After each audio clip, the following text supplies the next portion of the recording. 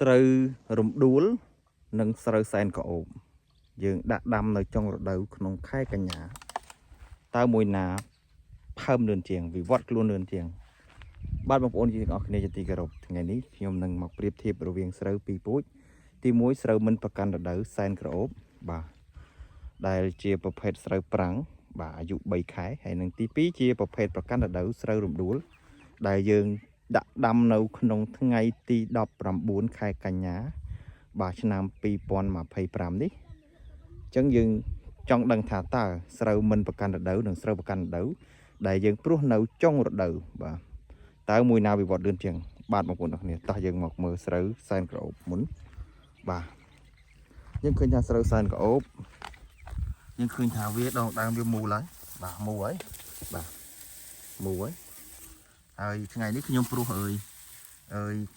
ថ្ងៃទី18ខែ9ព្រោះមុនរំដួលមួយថ្ងៃបងប្អូនឃើញតែដើមមូលប៉ុន្តែអត់ទាន់ផើមទេបាទដើមមូលតែអត់ទាន់ផើមទេបាទហើយគិតទៅវា50ថ្ងៃជាងបងប្អូនណា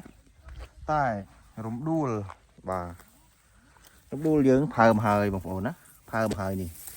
ព្រោះក្រោយស្រូវសែនក្អូបមួយថ្ងៃគឺរបបជីដូចគ្នាដាក់ជីជាមួយគ្នាបាញ់ពៅជាមួយគ្នាបាទឥឡូវនេះការរំដួលយើងផើមមុនហើយដោយសារតែវាបថុចញិចពេលវាដល់រដូវវាអញ្ចឹងយើងព្រោះខែ9បាទផើមហើយបងប្អូននេះផើមខ្លះផើមតូចខ្លះផើមធំហើយបាទរបបជីតែមួយបងប្អូនណាបាទអញ្ចឹងវីដេអូនេះចង់ប្រាប់ដល់បងប្អូនថាស្រូវប្រកាន់រដូវបាទរំដួលនេះនៅពេលដែលបងប្អូនព្រោះពីខែ6ខែ7មកបងប្អូននឹងត្រូវច្រូតនៅសប្តាហ៍ទី1ឬទី2ក្នុងខែ11តែសម្រាប់បងប្អូនដែលព្រោះនៅក្នុងខែ9ដូចខ្ញុំព្រោះថ្ងៃទី19ស្ទើរតែ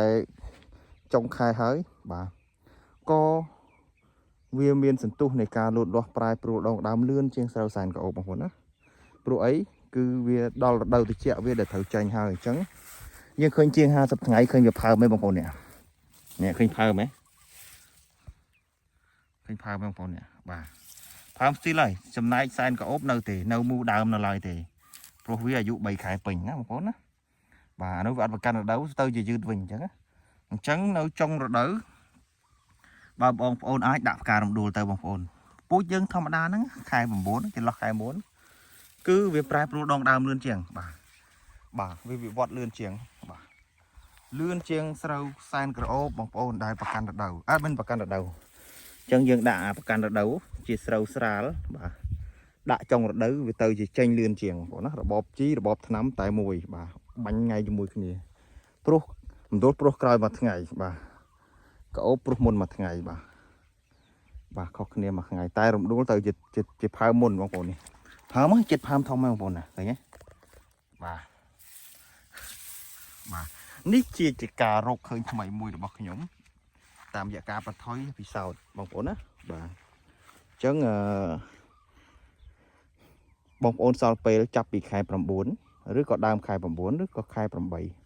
ងប្អូនអាចដាក់ស្រូវផ្ការំដួលបានវាចេញលឿនជាងបងប្អូនធ្វើសែនក្រអូបបាទខ្ញុំធ្វើសែនក្រអូបពិសោធន៍មើល3រៃទេនេះក្បាលដីនេះបាទដើមមូហើយតែនៅឡើយមិនទាន់ផើមណាឃើញទេដើមមូហើយតែអត់ទាន់ផើមទេបងប្អូនណាឃើញទេដើមវាមូរឹងតែអត់ទាន់ផើមទេបាទចំណែករំដួលបាទខុសគ្នាតែ3ថ្ងៃ4ថ្ងៃយើងមកមើលផើមធ្លោះហើយបាទមូលតិលហើយបងប្អូនណាមូលតិលហើយបាទមូលតិលហើយអញ្ចឹងវីដេអូនេះខ្ញុំចែករំលែកទៅកាន់បងប្អូនព្រោះថាសែនក្រអូបក៏ជាពូជដែលមានទីផ្សារបាទអង្គឆ្ងាញ់បាទទន់ក្អូបជាងទៅហើយការរំដួលក៏ទន់ក្អូបដែរបាទអញ្ចឹងបងប្អូនសល់ពេលតែប្រហែល2-3ខែចុងក្រោយចុងរដូវនេះ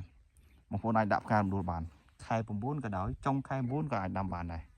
គឺវាចេញលឿនជាងដាំសែនក្រអូបអញ្ចឹងបងប្អូនខ្វះទឹកបងប្អូនដាក់ផ្ការរំដួលល្អជាងពីព្រោះវាស្ទុះលឿនជាងបាទវាសម្រុកលូតលាស់ដាក់ផ្លែដាក់សាច់សម្រាប់ចេញនឹងលឿនជាងបាទហើយរបបជីយើងបំពន់ដូចគ្នាខ្ញុំបំពន់ជីសង្កលមាស bà cho mùi nâng chi crop hay dương bánh bầm pon và thèm mà đòn bị đòn tí đó nè trắng sau mình bạc can đấu tay bạc can để dẹp bền đi vì bay khai cái việc đừng bay khai tại sau ní mà khai chiếng đi 50 ngày chết pi khai níอายุ7 ปี khai đôi khi ní tại anh ấy phàm thông mà chứ phàm thông phàm tôi bà đài ấy tại anh ấy nâu rồi anh ấy có ốp anh ấy đùa có ốp anh ấy đùa bà chứ bong ôn vô bật bị sọt nhom ní từ bị sau bà vừa nâu cần lại bong ôn tới hơi giờ cắt trà nâng chạy lên từ căn này phóng pro làm đuối chưa bút lỏ và nứt hơi lụa bàn lại bà trắng vì lươn đôi chia sâu prang đài mà còn nứt bà đôi chia sừng ngày đấy bà còn để dưới trên sừng ngày tích bàn tay lươn chiên đã sang cả ổ một con đó bà ca bị bọt luôn mọc phơm bà sầm rạp tranh play đó cứ lươn chiên chẳng mà thế tiết chào một mới phiệp có flight này rồi bên cả ốp nâng đồ tiết bà chứ ở con chăn một ổn ní treo với để nhom râu khơi mấy chạy về từ căn một ổn bà ở con chăn một ổn để chui subscribe nâng bắt đầu mở video đầm bay nhom bàn bạ nhom nổ lạc lắc đi YouTube bà hay bong ổn miền bật bị sao đôi nhóm được có miền bật bị sao mấy để là oi chừng ní chôm chui chạy lên phóng đầm bay ao bong ổn cãi score dướng flash đô pika pra pui Việt Nam bà mau phải lật pui bà đây thì cho thay bị bao dính lên từng trận ở đầm bà chứ nhom bị sao thế buộc nhẹ khá tha trong đấu đạ tao mình bàn phò thế